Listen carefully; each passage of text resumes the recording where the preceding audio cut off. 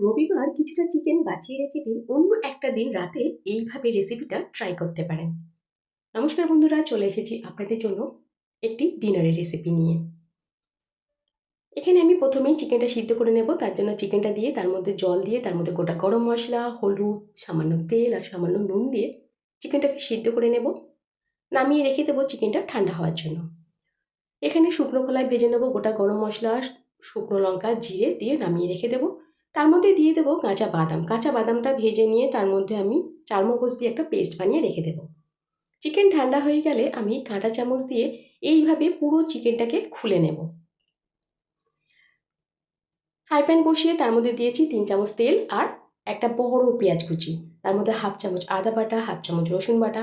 আদা রসুন দিয়ে ভালো করে ভাজতে হবে। তার মধ্যে দিয়ে দেবো হাফ চামচ হলুদ গুঁড়ো, হাফ চামচ লঙ্কার গুঁড়ো, 2 চামচ টমেটো বাটা। এটা দিয়ে ভালো করে মশলা কষে নিতে হবে। মশলা কষা হয়ে গেলে তার মধ্যে দিয়ে দেবো স্বাদ অনুযায়ী নুন আর আমাদের সিদ্ধ করে রাখা চিকেন। চিকেনটাকে দিয়ে ভালো করে নাড়াচাড়া করে তার মধ্যে দিয়ে দেবো কাঁচা বাদাম আর চারমগজ পেস্ট। এটা দিয়ে ভালো করে মিশিয়ে নিলে একটা মশলার যে গন্ধটা পুরো চলে গেলে তার মধ্যে দিয়ে দেবো চিকেন স্টক। চিকেন স্টকটাকে দিয়ে তার মধ্যে আমি ভেজে রাখা গরম মশলাটাকে দেবো। এর মধ্যেই রেডি হয়ে গেছে কিন্তু কষতে কষতেই আমাদের চিকেন ভর্তা।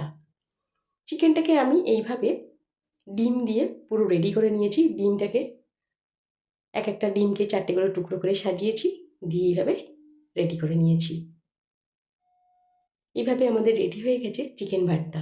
একটা দিন এইভাবে রাতে ট্রাই করতেই পারেন।